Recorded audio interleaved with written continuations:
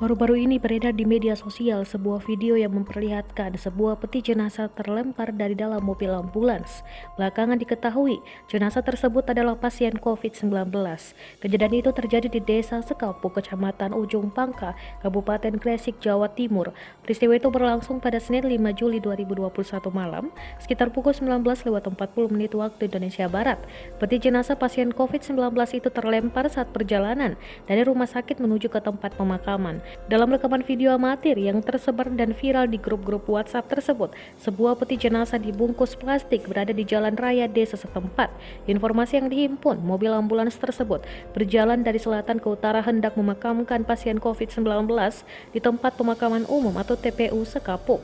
Peti jenazah tersebut merosot keluar dari ambulans milik Rumah Sakit PKU Muhammadiyah Sekapuk saat di jalan raya. Direktur Rumah Sakit PKU Muhammadiyah Sekapuk, Dr. Umi Julaika, menuturkan peristiwa tersebut bukanlah kesengajaan. Ada dua kemungkinan. Pertama, karena supir kelelahan. Kedua, karena ada masalah di pintu belakang. Pihak keluarga jenazah juga berada di lokasi kejadian. Mobil keluarga berada di depan mobil ambulans RS PKU Muhammadiyah Sekapuk. Setelah kejadian tersebut, mobil kembali ke rumah sakit dan kembali mengantarkan jenazah COVID-19 lainnya yang sudah menunggu di rumah sakit. Kapolsek Ujung Pangka AKP Sujito membenarkan kejadian tersebut. Bahkan anggotanya juga berjaga di TPU untuk meminimalisir kejadian yang tak diinginkan.